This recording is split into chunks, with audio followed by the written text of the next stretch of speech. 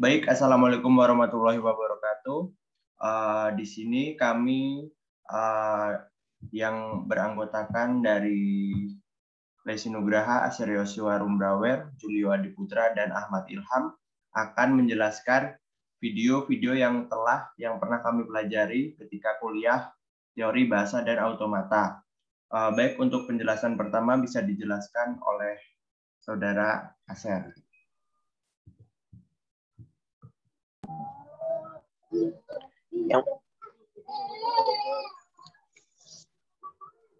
Yang pertama tentang pengertian simbol, string, dan bahasa. Pengertian simbol. Simbol adalah suatu entitas abstrak yang tidak didefinisikan secara formal, yaitu entitas adalah wujud, abstrak adalah tidak digambarkan. Contoh dari pengertian simbol adalah A adalah simbol. Yang kedua, pengertian string. String atau kata atau untai merupakan suatu deretan berhingga dari simbol-simbol panjang. Simbol-simbol panjang string adalah jumlah simbol yang membentuk string tersebut. Contoh A adalah simbol dan ABCD adalah string. Yang ketiga, pengertian bahasa. Bahasa adalah suatu sistem yang meliputi pengekspresian gagasan, fakta, konsep, termasuk sekumpulan simbol-simbol dan aturan untuk melakukan manipulasi. Bahasa juga adalah sebuah sekumpulan string-string dari sebuah sistem alfabet. Aturan produksi. Alfa menyatakan simbol-simbol pada ruas kiri aturan produksi. Beta menyatakan simbol pada ruas kanan aturan produksi. A menghasil alfabet alfa arapana beta dibaca A alfa ruas kiri menghasilkan beta ruas kanan. Tipe 0 atau unrestricted grammar. Aturan produksinya tidak memiliki batas. Alfa adalah string terminal dengan non-terminal setidaknya satu non-terminal. Alfa tidak boleh kosong. Beta adalah rangkaian simbol terminal dan non-terminal. Alfa menghasilkan beta adalah alfa V tambah T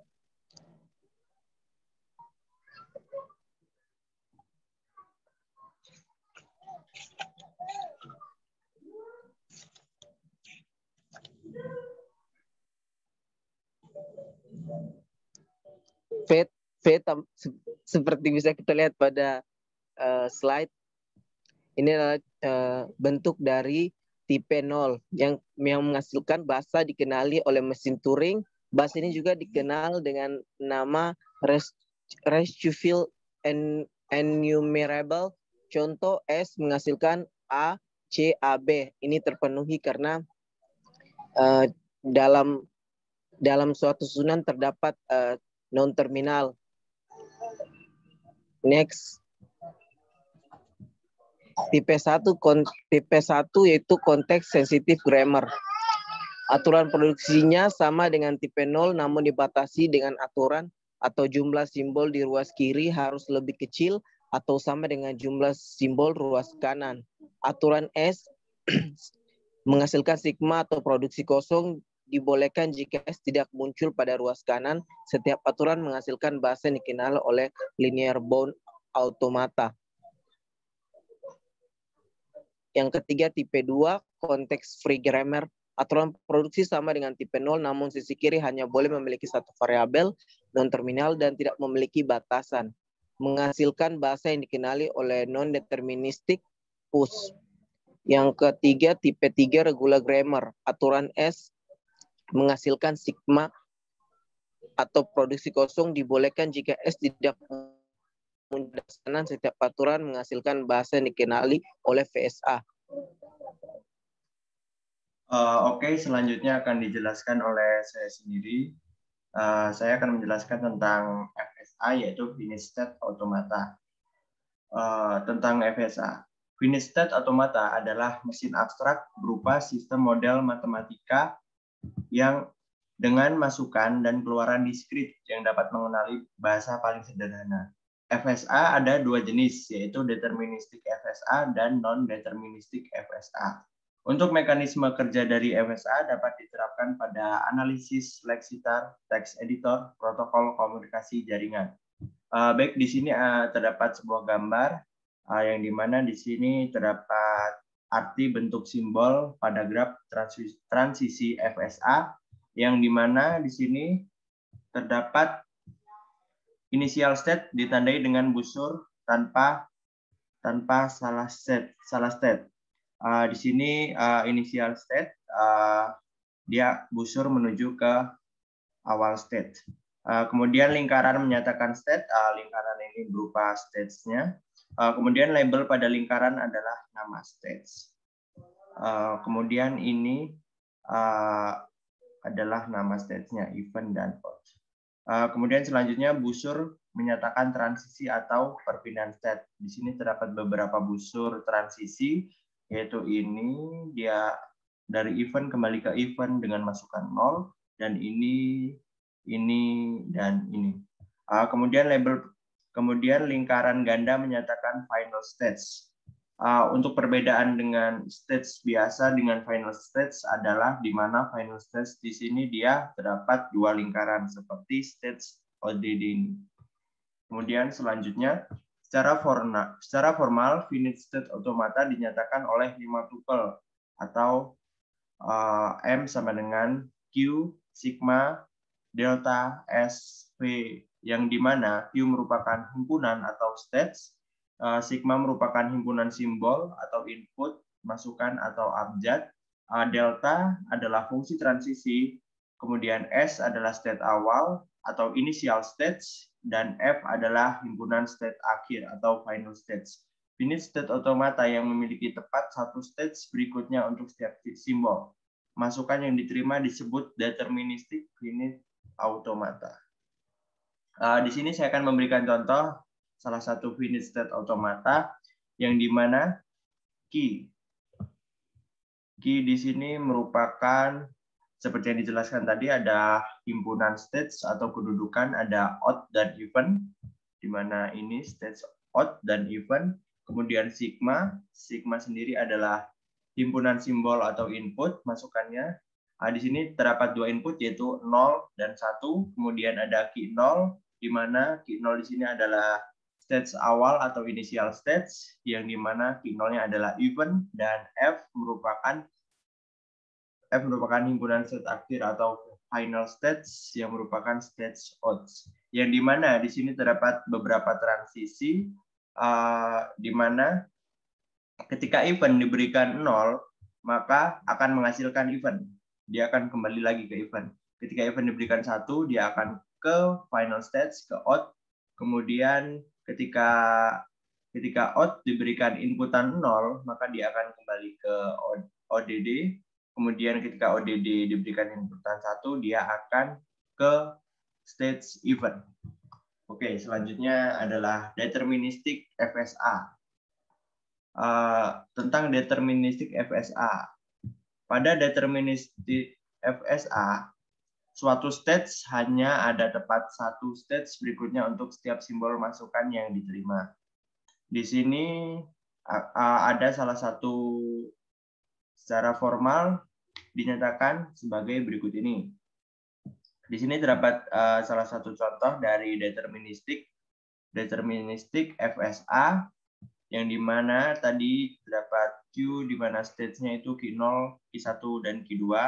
Sigma masukannya itu ada A dan B, S-nya Q0 di sini, kemudian F-nya adalah Q2. Dengan transisi sebagai berikut, sehingga menghasilkan contoh seperti berikut ini. Pada contoh ini bisa disebut deterministik FSA dikarenakan pada suatu transisi dia akan beralih ke satu stage berikutnya. Jadi saya contohkan di sini, ketika Q0 diberikan A, maka dia hanya ke satu tujuan, yaitu dia kembali ke Q0. Ketika dia diberikan B, maka dia ke Q1. Jadi intinya dari deterministik FSA itu seperti itu. Kemudian selanjutnya, tabel transisi. Biasanya fungsi transisi disajikan juga dalam bentuk tabel. Jadi kita lihat pada contoh sebelumnya, di sini terdapat transisi yang dimana di sini masih belum menjadi tabel transisi. Untuk mempermudah penulisannya, kita dapat menggunakan tabel transisi.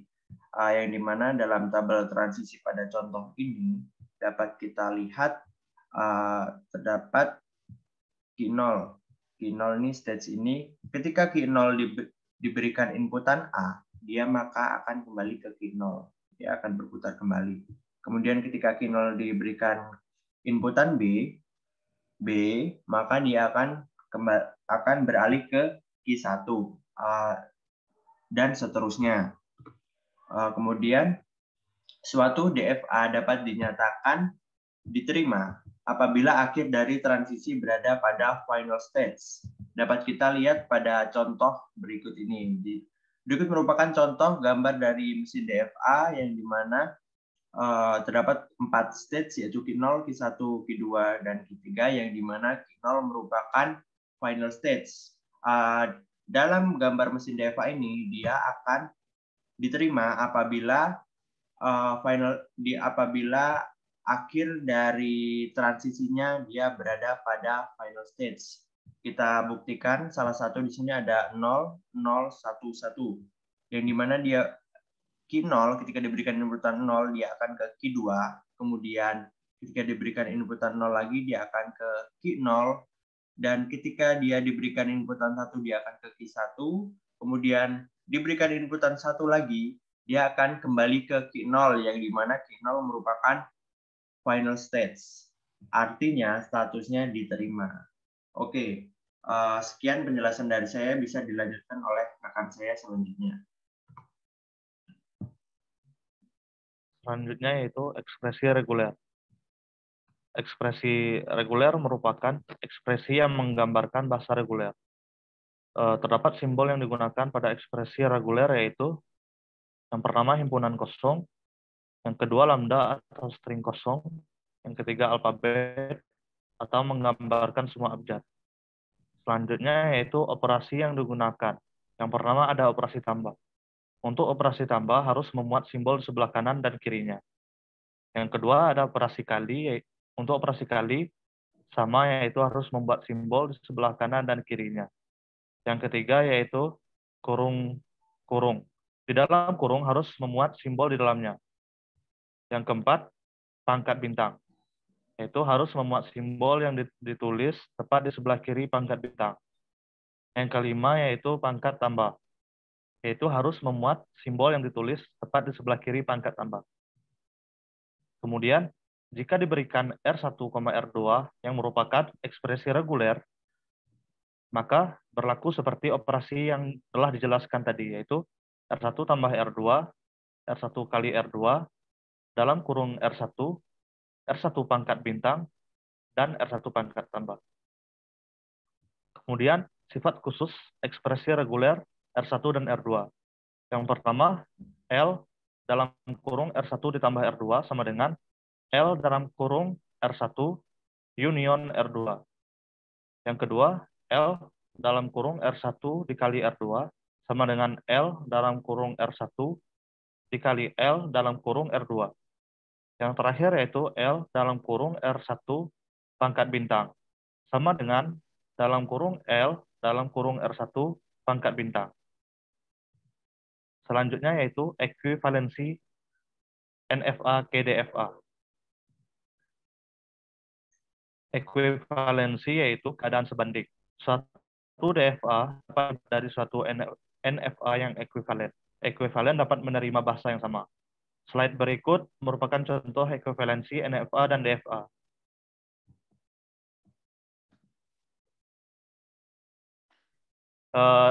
Pada gambar kiri itu merupakan DFA dan pada gambar kanan merupakan NFA, seperti yang telah dijelaskan sebelumnya.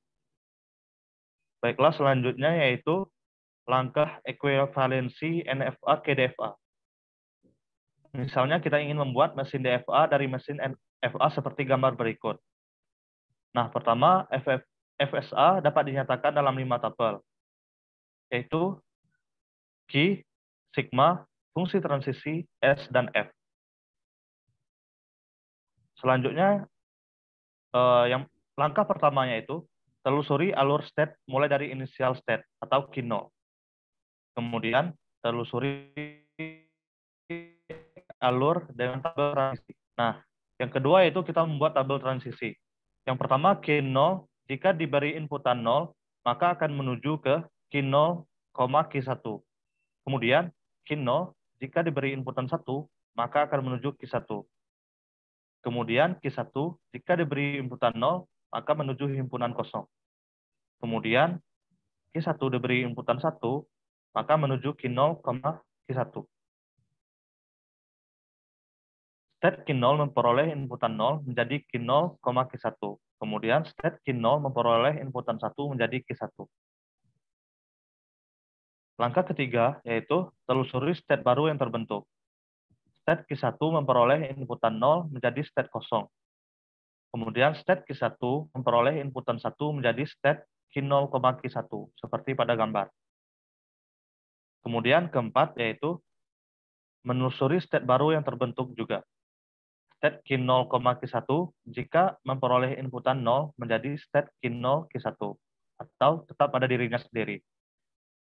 Kemudian dengan dari D yaitu Q0 mendapat inputan 0 maka menuju Q0, Q1.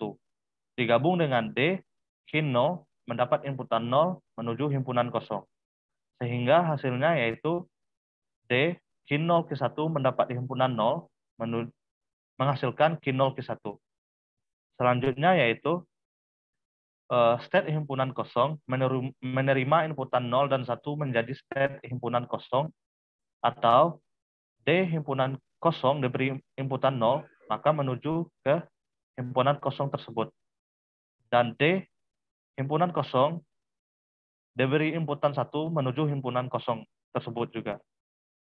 Kemudian langkah terakhir yaitu menentukan final state. Final state dapat ditentukan dari soal yang telah diberikan untuk pada pertama kali tadi. Dapat diketahui bahwa final state-nya yaitu pada Q1. Baiklah, selanjutnya akan dijelaskan oleh Julio Adiputra. Ya, yang selanjutnya yaitu adalah ekspresi reguler. Di sini ekspresi reguler itu adalah suatu bahasa yang bisa diterima oleh FSA. Jadi sebuah bahasa dikatakan ekspresi reguler itu ketika bahasa tersebut itu bisa diterima oleh suatu FSA. Di sini ada definisi ekspresi reguler. Yang pertama yaitu adalah himpunan kosong. Itu adalah merupakan sebuah ekspresi reguler dan juga string kosong. Lalu setiap anggota A dari anggota sigma, maka itu adalah ekspresi reguler juga. Lalu yang keempat itu adalah jika A dan B ekspresi reguler, maka A union B, AB, dan A asterik adalah ekspresi reguler. Lalu yang kelima adalah himpunan kosong yang melambangkan himpunan kosong atau tidak punya anggota. Lalu sedangkan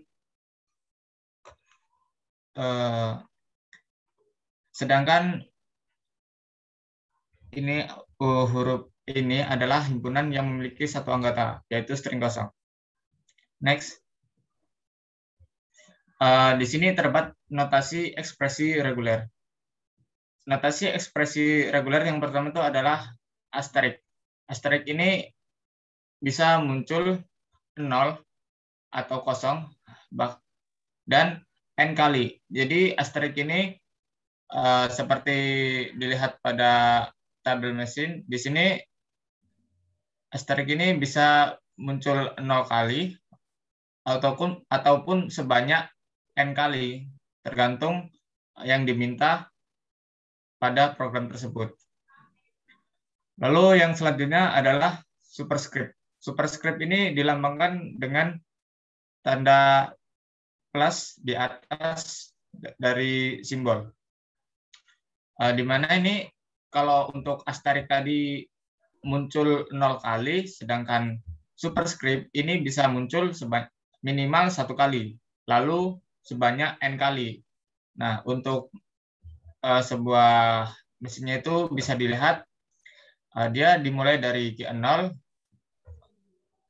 ditransisikan jika diberi inputan A itu, maka dia pindah ke final state. Dan jika diberi A, maka dia akan memutar berulang di situ ke final state juga. Lalu yang ketiga yaitu adalah union. Seperti pada gambar di sini, union ini jika kita menginputkan A, maka dia akan ke final state Q1. Jika kita menginputkan B, maka dia ke final state Q2.